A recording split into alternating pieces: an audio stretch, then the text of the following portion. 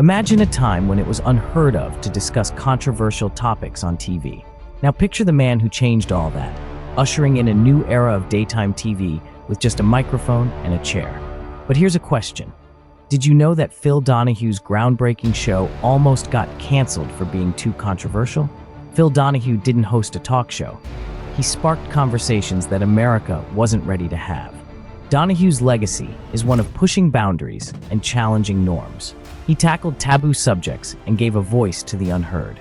But how did he go from almost losing it all to becoming one of the most influential figures in TV history? Today, we'll dive into the life and impact of Phil Donahue. He redefined what a talk show could be. Phil Donahue was born on December 21, 1935, in Cleveland, Ohio. He was from a middle-class Irish Catholic family. His father, Philip Donahue, was a furniture salesman. His mother, Catherine Donahue, was a department store shoe clerk. Donahue's parents and his Catholic upbringing shaped his worldview. His mother was a strong influence. She encouraged him to think critically and engage with the world. Growing up in a close-knit community, Donahue saw many views. They later shaped his approach to TV. He went to Our Lady of Angels Elementary School and then St. Edward High School, a Catholic all-boys school. In these formative years, Donahue developed a love for public speaking and debate. These skills would later be central to his career as a talk show host.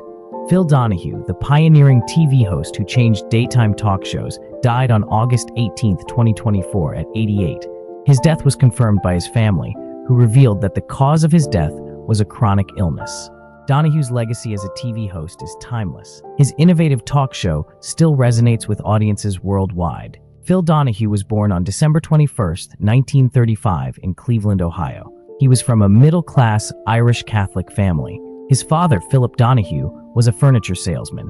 His mother, Catherine Donahue, was a department store shoe clerk.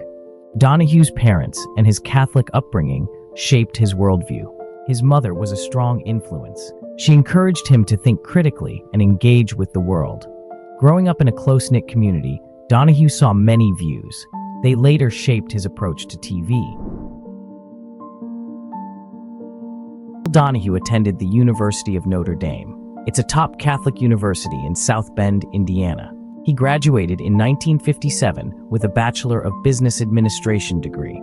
At Notre Dame, Donahue was active in student life. He took an interest in broadcasting, which led to a career in TV. The university's focus on ethics and social justice, it influenced his approach to the provocative topics he would later tackle on his talk show.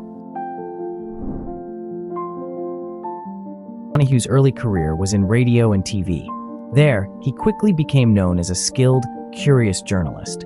In 1957, he graduated from the University of Notre Dame. He then began his career as a production assistant at KYW Radio and Television in Cleveland. Not long after, he transitioned to on-air work, becoming a news reporter and announcer at the same station. In 1959, Donahue moved to Dayton, Ohio. He worked as a program director for the CBS-affiliated radio station WIO. His role there allowed him to gain experience in various aspects of broadcasting. He soon hosted a morning talk show, Conversation Piece. There, he interviewed a wide range of guests, from politicians to everyday people. This show gave Donahue his first taste of his trademark style. It was to engage with controversial, thought-provoking topics. In Dayton, Donahue's interest in social issues grew. This set the stage for his later success. In 1967, he took a big step. He launched The Phil Donahue Show, a local program in Dayton. It would become a national sensation. This show was groundbreaking.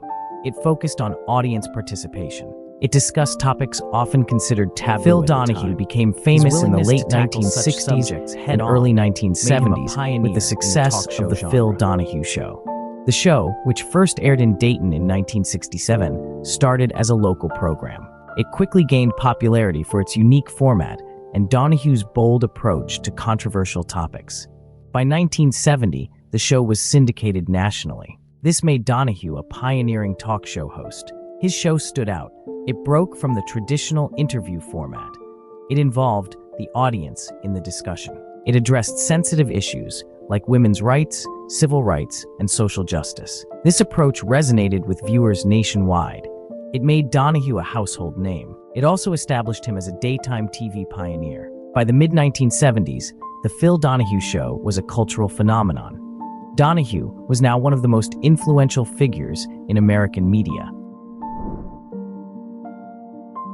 Donahue has been married twice. His first marriage was to Margaret Cooney in 1958, with whom he had 5 children. They were together for over 15 years before divorcing in 1975. After his divorce, Donahue became a public figure, but no one knows of any public dates in the years after his divorce. In 1980, Phil Donahue married actress Marlo Thomas. She is best known for her role in the TV show That Girl and for her activism. The couple met when Marlo was a guest on The Phil Donahue Show in 1977. Their relationship blossomed quickly, leading to their marriage 3 years later. Since then, they have been a famous, lasting couple. Many admire their strong partnership, both personal and professional. Phil Donahue married his first wife, Margaret Cooney, in 1958. They had 5 children together: Michael, Kevin, Daniel, Mary Rose, and James. The couple was married for over 15 years before divorcing in 1975. In 1980, Phil Donahue married actress and activist Marlo Thomas. They met when Marlo appeared as a guest on The Phil Donahue Show in 1977. Their marriage has lasted a long time. They are an iconic couple in both entertainment and advocacy. Phil Donahue has 5 children from his first wife, Margaret Cooney. They are Michael, Kevin, Mary Rose, and James. He and Margaret were married in 1958 and raised their children together until they divorced in 1975. Despite their divorce, Donahue was a devoted father. He balanced parenting with his demanding career in TV. His children grew up largely out of the public eye, as Donahue was known to be protective of his family's privacy.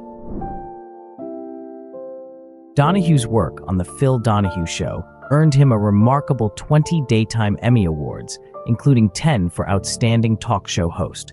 His innovative approach to talk shows and his fearless tackling of controversial topics were key factors in these wins. In 1980, Donahue received the prestigious Peabody Award, which honors excellence in broadcasting.